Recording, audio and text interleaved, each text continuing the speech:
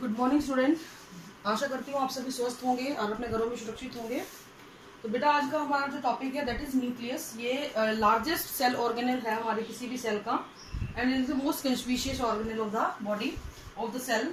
It is visible under the light microscope. अगर आप एक लाइट माइक्रोस्कोप से देखते हैं तो ये इजीली आपको विजिबल हो जाता है, बट इट्स फाइन स्ट्रक्चर अगर आपको विजिबल करनी है you have to use the electron microscope. Normal labs के अंदर इलेक्ट्रॉन माइक्रोस्कोप एग्जिस्ट नहीं करते हैं, हमारे पास लाइट माइक्रोस्कोप होते हैं।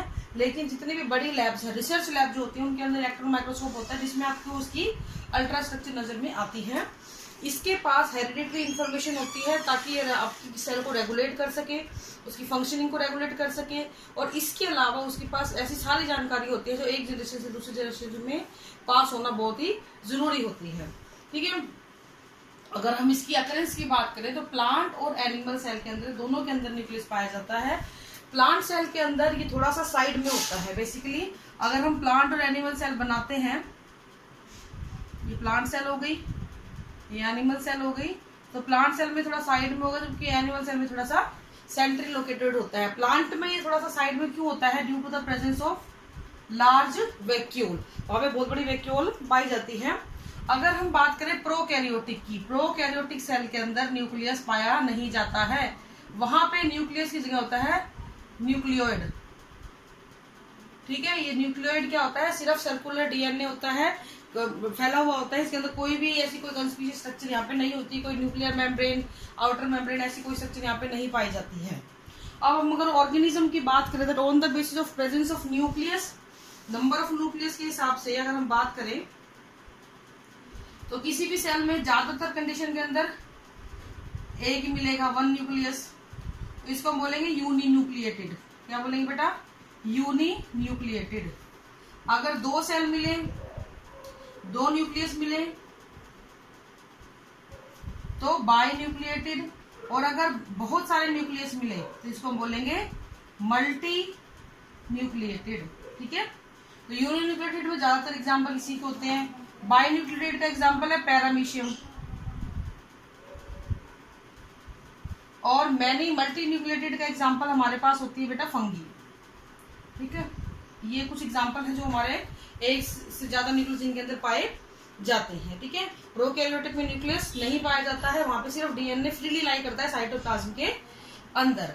अगर हम बात करें इसकी केमिकल कॉम्पोजिशन की तो 80% प्रोटीन होता है, 12% डीएनए होता है, 5% आरएनए एंड 3% लिपिड। ये इसकी कॉन्स्टिट्यूशन होती है। DNA deoxyribose nucleic acid, RNA ribose nucleic acid, lipids and protein, ये सबसे ये मिलकर बना होता है।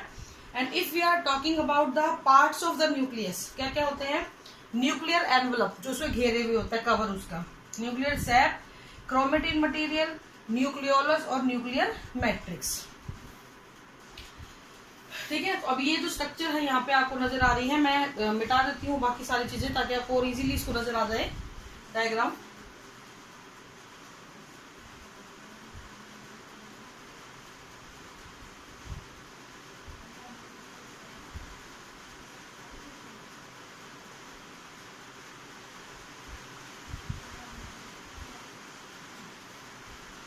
देखिए बेटा, ये इसके पार्ट्स और इसका डायग्राम थोड़ा सा आपको क्लियर हो जाएगा।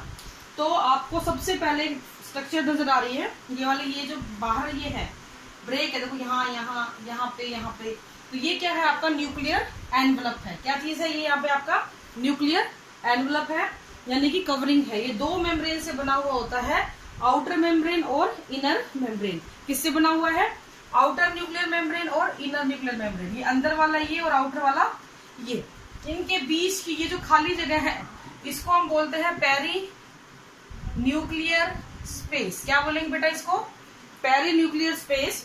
बाहर से ये जो ये आपकी जो मेम्ब्रेन है ये कंटिन्यू कर जाती है किसके अंदर?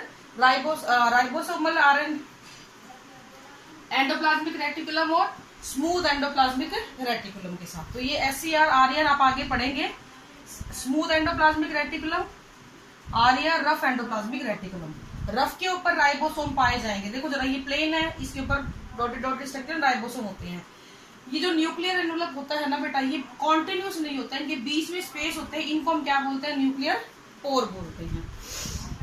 इन न्यूक्लियर पोर में होता क्या है, बेसिकली साइटोप्लाज्म और न्यूक्लियोप्लाज्म के बीच में चीजों का आदान प्रदान होता रहता है।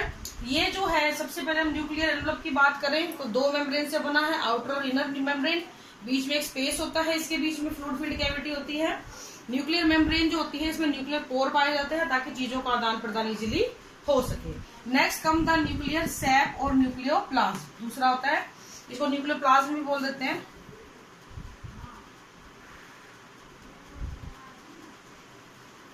न्यूक्लियोप्लाज्म क्या होता है बेटा, ये एक लिक्विड है जिसको स्टेनिंग नहीं कर सकते आप, उसके ऊपर कोई कलर नहीं कर सकते, डाई नहीं कर सकते हो। इस लिक्विड के अंदर प्रोटीन, एंजाइम्स, कुछ आयंस, ऐसी चीजें आपको मिल जाएंगी। बेसिकली साइटोप्लाज्म का ही एक दूसरी फॉर्म ये होती है न्यूक्लियोप्लाज्म। फिर आता है बेटा न्यूक्लियोलस। ये देखो ये वाली स्ट्रक्चर, ये किसकी बनी होती है, ये बनी होती है आरएनए प्लस प्रोटीन की होती है ये स्ट्रक्चर, और सेल डिवीजन के टाइम पे डिसअपियर हो जाती है। फिर हम बात करें इस चीज की, देखो ये थ्रेड लाइक जो आपको नजर में आ रहा है, this is known as chromatin material. क्या बोलते हैं इसको हम लोग, क्रोमेटिन मटेरियल। क्रोमेटिन मटेरियल का क्या मतलब होता है, यहाँ पे ये थ्रेड लाइक स्ट्रक्चर होती है which is made up of DNA and protein. किसकी बनी होती है ये, डीएनए और प्रोटीन की।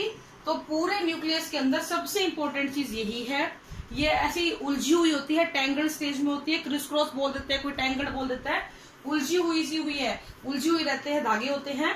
लेकिन जैसे ही सेल ने डिवाइड करना होता है, ये इस उलझी हुई स्टेजेस से किस में कन्वर्ट हो जाती है बेटा, इस तरीके से एकदम फाइन स्ट्रक्चर में कन्वर्ट हो जाती है, जिसको आप बोल देते हो क्रोमोसोम।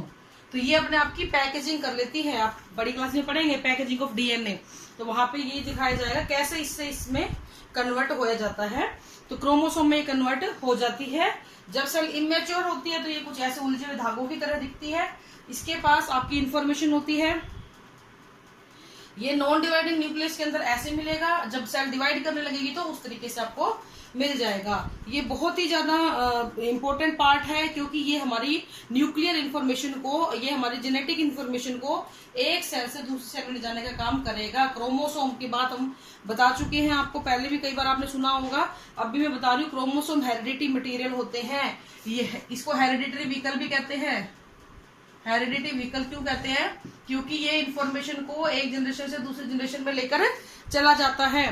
ठीक है, इसके बाद जितनी भी इंफॉर्मेशन है डीएनए के, सेल को कंट्रोल करने के लिए और अगली जनरेशन पास ऑन होने के लिए, सारी की सारी इसके पास होती है। ठीक है, नेक्स्ट है न्यूक्लियर मैट्रिक्स। ये कुछ नहीं होता है, फाइन फाइबर्स का एक नेटवर्क पाया जाता है। ठीक है, अगर हम बात करें फंक्शन की, न्यूक्लियस के फंक्शन की, तो सबसे पहला ये सेल साइकिल को कंट्रोल करता है, ये सेल की सभी एक्टिविटीज को कंट्रोल करता है, ये जेनेटिक इंफॉर्मेशन को कंटेन करता है, ये सेल की ग्रोथ में हेल्प करता है, और इसके अलावा ये राइबोसोम बनाने में हेल्प भी करता है। और इसके अलावा ये डीएनए है, तो एक जनरेशन से दूसरी जनरेशन में इंफॉर्मेशन को पास ऑन करने का काम भी करेगा। अगर किसी सेल में न्यूक्लियस नहीं है तो वो सेल डेड कही जाएगी। ठीक है, तो न्यूक्लियस ही है जिसने पूरी सेल की एक्टिविटी को कंट्रोल किया हुआ है, प्लस जेनेटिक इंफॉर्मेशन भी अपने अंदर स्टोर की हुई है, जो आगे आने वाली जनरेशन को पास ऑन हो जाती है। This is all for today. Thank you and have a nice day.